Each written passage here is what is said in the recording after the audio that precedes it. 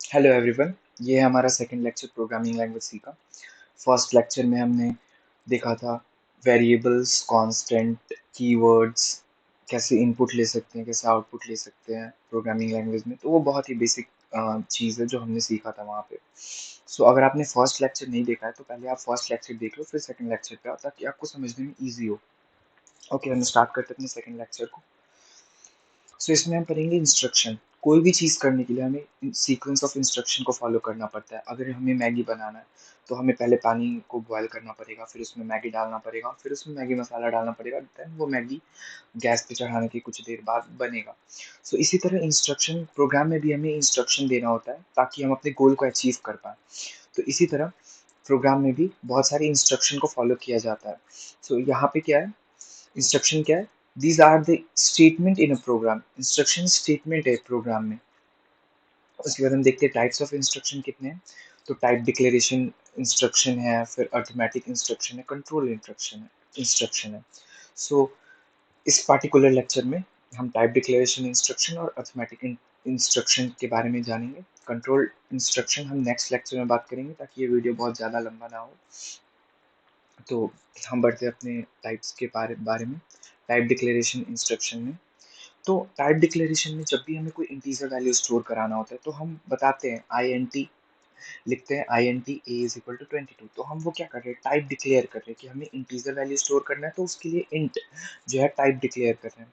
अगर हमें character value store करना है तो कैर हम डिक्लेयर कर रहे हैं। तो ये क्या है, टाइप डिक्लेरेशन इंस्ट्रक्शन है जो कि हम एक प्रोग्राम जो कि हम अभी प्रोग्रामिंग लैंग्वेज सी में सीख रहे हैं। सो अब इसमें वैलिड क्या और इनवैलिड क्या है, और इसमें एक चीज़ है जो कि बहुत इंपॉर्टेंट है। अगर आप कोई भी डिक्लेयर कर रहे हो, कोई भी वेरिएबल को डिक्लेयर कर रहे हो तो आप उसको डिक्लेयर करने के बाद ही यूज़ कर सकते हो। जैसे मैंने इंट ए डिक्लेयर कर दिया तो मैं उसे यूज़ उसके बाद करूँगा। जैसे ऐसा नहीं कि मैंने बिना डिक्लेयर किया और इंट क्या है, वो वेरिएबल वो ए जो है वो क्या है, वो इंटीजर वैल्यू है क्या, बिना डिक्लेयर किए हुए अगर हमने यूज़ किया उसे तो फिर वो प्रोग्राम एरर थ्रो करेगा। ये हम देखेंगे आगे कि कैसे अगर हम डिक्लेयर नहीं करते तो वो इनवैलिड कैसे होता है, ये भी हम प्रोग्राम में देखेंगे। बट पहले हम समझते हैं कि मतलब यहाँ पे वैलिड क्या क्या है। तो अगर हम इंट ए लिखते हैं इज इक्वल टू स्टोर करवाते हैं 22 तो ये वैलिड है। इंट बी लिखते हैं इज इक्वल टू ए का वैल्यू स्टोर करवाते हैं तो ये भी वैलिड है। फिर अगर हम int C is equal to B plus one लिखते हैं ये भी वैलिड है। और फिर int is equal to D is int D is equal to one लिखते हैं और कॉमा ई लिखते हैं तो ये भी वैलिड है क्योंकि हम यहाँ क्या कर रहे हैं, डी में वन स्टोर कर रहे हैं और ई के लिए हम छोड़ रहे हैं। ई में हम फिर बाद में उसको स्टोर कर सकते हैं अगर हमें कुछ स्टोर करना हो या फिर स्कैन ऑफ यूजर से हमें लेना हुआ तो हम यूजर से लेंगे। बट इनवैलिड क्या हो जाता है कि जैसे हमने int old age is equal to 22 किया, हमने एक वैल्यू स्टोर किया अपने वेरिएबल ओल्ड एज में, फिर हमने new age int new age variable declare किया, उसके बाद फिर हम क्या करें उसमें ओल्डेस्ट प्लस ईयर कर रहे हैं। यहाँ ओल्डेज हमने डिक्लेयर किया है, न्यू एज भी हमने डिक्लेयर किया, बट ईयर डिक्लेयर नहीं किया और हमने डायरेक्टली यूज किया तो यहाँ प्रोग्राम एरर थ्रो करेगा। अगर आप डिक्लेयर करने से पहले ही यूज कर रहे हो तो फिर प्रोग्राम एरर थ्रो करेगा। जैसे इसमें हमने बाद में डिक्लेयर किया है, हमने डिक्लेयर किया है बट बाद में डिक्लेयर किया तब भी प्रोग्राम जो है वो एरर थ्रो करेगा क्योंकि आपने बिना डिक्लेयर, पहले आपको डिक्लेयर करना है फिर आपको यूज करना है, आप पहले उसको यूज करके फिर डिक्लेयर नहीं कर सकते हो। सो हम इसे एक प्रोग्राम के थ्रू समझते हैं कि कैसे हमें इसे पहले डिक्लेयर करना है। देखिए बहुत इंपॉर्टेंट है। So let's see. सो हमने यहाँ पे इंट ए लिया है जिसमें वैल्यू डाला है 10 और बी में वैल्यू स्टोर किया है 20। हम देखते हैं कि हम यहाँ पे डिक्लेयर करते हैं, let's say int C is equal to A plus B और हम यहाँ प्रिंट करवा रहे हैं सी। तो हम देखते हैं यहाँ पे क्या होता है। तो यस ये बिल्कुल सही है क्योंकि हमने यहाँ पे क्या किया है, पहले ए को डिक्लेयर किया, ए में वैल्यू डाला है, फिर बी को भी डिक्लेयर किया, बी में भी वैल्यू डाला और फिर सी को भी डिक्लेयर किया, उसके बाद फिर हमने सी में अर्थमेटिक प्रोग्रेशन किया है, प्रोसेस किया है। सो यहाँ पे ये इंपॉर्टेंट है कि आप पहले डिक्लेयर करो। अगर हम बिना डिक्लेयर किए हुए, लेट्स से हमने डी वेरिएबल को कहीं डिक्लेयर नहीं किया और हम इसको यूज कर लेते हैं तो फिर हम देखते हैं क्या होता है। या तो हम जैसे देख पा रहे हैं प्रोग्राम ने एरर थ्रो कर दिया और वो बता रहा है अनडिफाइंड सिंबल यूज्ड। तो हमने डी कहीं डिक्लेयर किया ही नहीं है और उसे यूज कर लिया तो ऑफकोर्स प्रोग्राम एरर थ्रो करेगा। तो हमें इस चीज का ध्यान रखना है कि हमें कभी भी बिना डिक्लेयर किए हुए उसे यूज नहीं करना है, पहले वेरिएबल को डिक्लेयर करना है एंड देन यूज करना है। अगर हम इसी चीज को लेट्स से यहाँ पे डिक्लेयर कर देते हैं डी को, फिर देखते हैं क्या होता है। Int D is equal to 50। So हमने डिक्लेयर कर दिया। अब देखते हैं हम, तो या ये वर्क कर गया और 60 वैल्यू ये थ्रो कर रहा है। कोई प्रोग्राम में एरर नहीं है। तो आपको इस चीज को बहुत ही ध्यान में रखना है कि पहले डिक्लेयर करना है और फिर यूज करना है।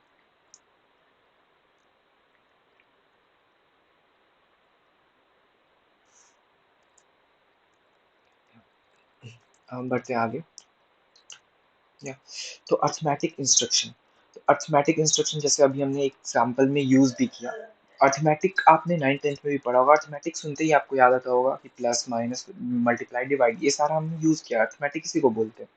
सो यहाँ पे क्या है कि आपने एक ऑपरेंड लिया, जैसे हमने वहां पे लिया था ओल्ड एज, और फिर दूसरा ऑपरेंड लिया था हमने ईयर, जो कि हमने बिना डिक्लेयर किए हुए यूज किया था, तो वो गलत बता रहा था। इसी तरीके से यहाँ पे भी है कि आप अर्थमेटिक यूज कर सकते हो, ए प्लस बी, ए माइनस बी, ए इंटू सी, और फिर ए डिवाइडेड बाई सी। तो आप ये सब कर सकते हो।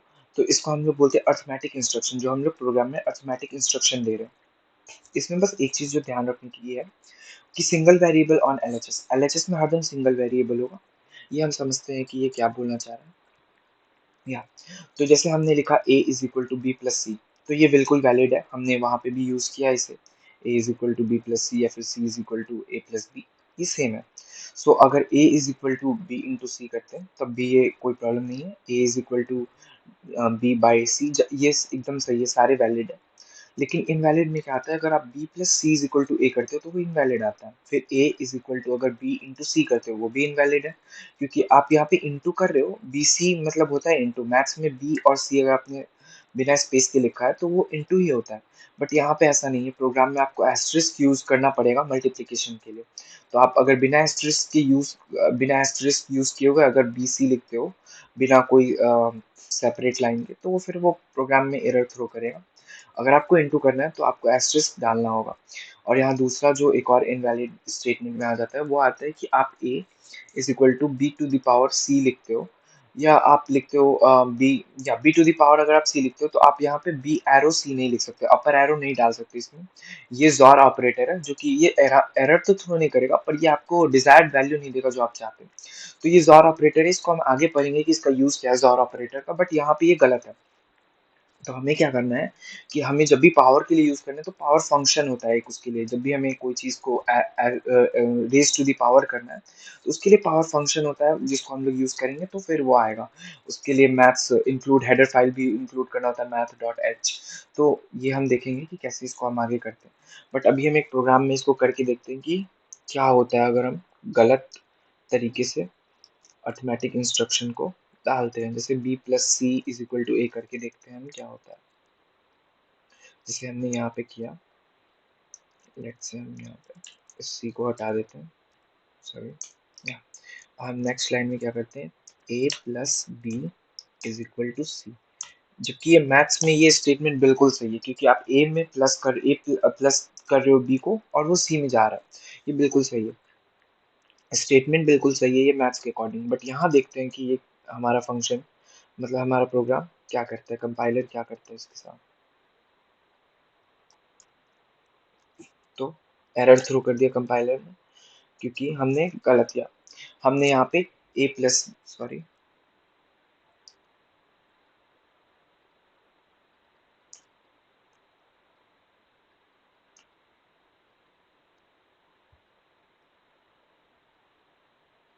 एक मिनट,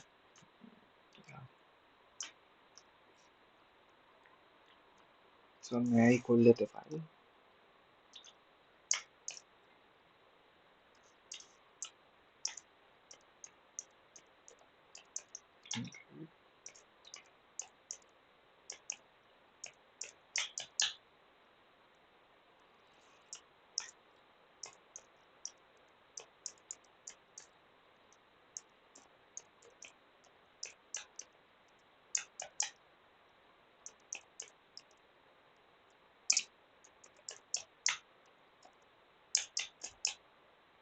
इंट हमने लिया था ए, वैल्यू स्टोर किया था 10, फिर लिया int B is equal to 20 30,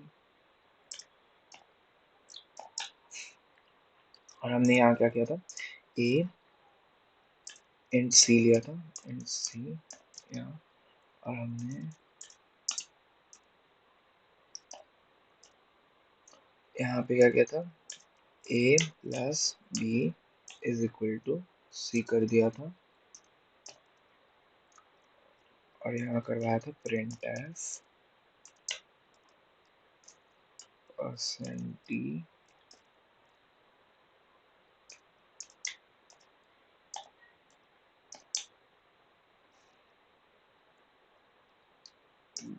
gate C H.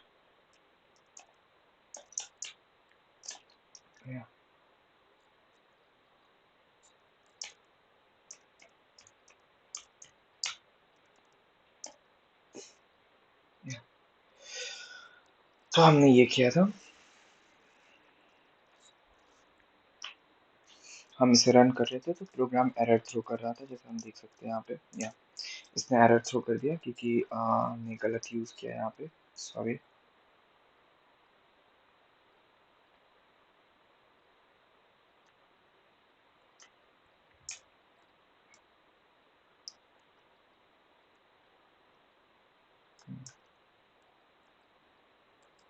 तो यहाँ पे ये एरर बता रहा है कि हमने जो यहाँ a plus B is equal to C किया वो गलत है।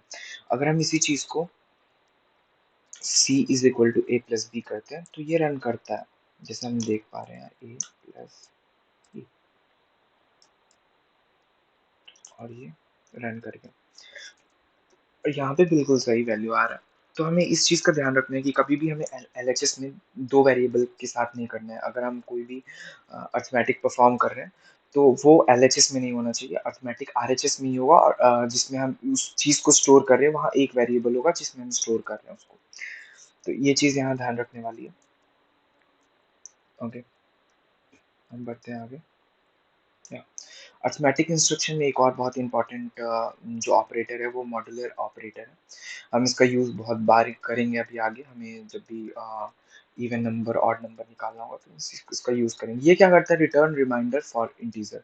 कोई भी इंटीजर में अगर आप मॉड्यूलो, जैसे आप 3 मॉड्यूलो 2 करते हो तो उसका रिमाइंडर देगा, उसको डिवाइड करने के बाद जो उसका रिमाइंडर बचता है वो डायरेक्ट थ्रो कर देगा। इसे हम एक प्रोग्राम के थ्रू समझते हैं, अगर वो वही चीज़ अगर माइनस में है तो वो माइनस में भी करेगा। इसे हम एक प्रोग्राम के थ्रू समझने की कोशिश करते हैं। लेट्स से हम यहाँ पे क्या करते हैं, सी में हम कर देते हैं 3 मॉड्यूलो 2, तो यहाँ पे 1 थ्रो करना चाहिए। लेट्स से लेट्स सी, या 1। तो ये क्या कर रहा है, मॉड्यूलो ऑपरेटर क्या कर रहा है कि उसको डिवाइड कर रहा है, उसके बाद जो रिमाइंडर आ रहा है उसको वो दिखा रहा है। तो ये चीज़ हमें ध्यान रखना है कि मॉड्यूलो ऑपरेटर जो है वो रिमाइंडर दिखाता है।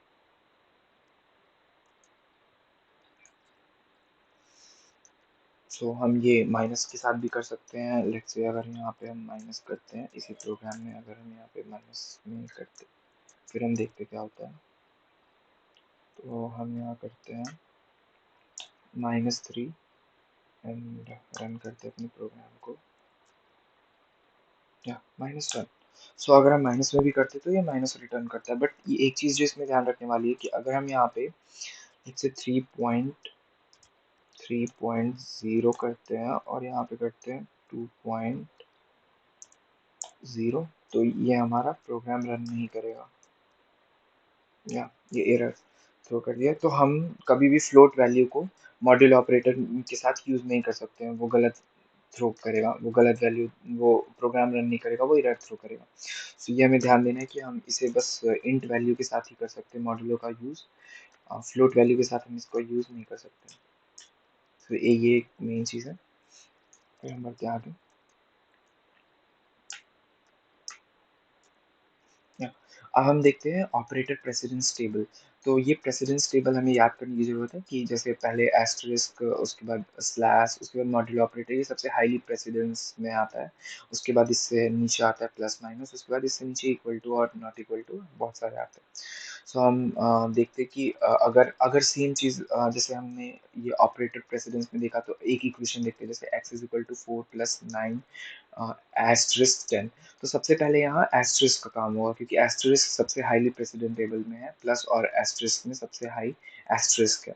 तो पहले ये 90 होगा, फिर प्लस करेगा 4, तो ये 94 होगा।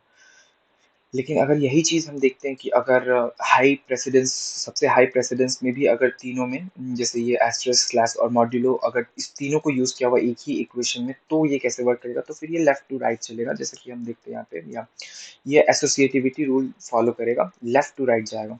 तो सबसे लेफ्ट में आता है एस्टेरिस्क, उसके बाद आता है स्लैश, उसके बाद आता है मॉड्यूलो। तो सबसे पहले ये एस्टेरिस्क का काम करेगा, तो 4 × 3, और फिर ये काम करेगा 6 × 2 का, तो ये 12 हो जाएगा दोनों साइड, और ये 1 देगा। इसे हम करके देखते हैं कि ये काम करता भी है या नहीं। तो हम क्या करते हैं, 2 × 12 करते हैं और इसको डिवाइड करते हैं, 2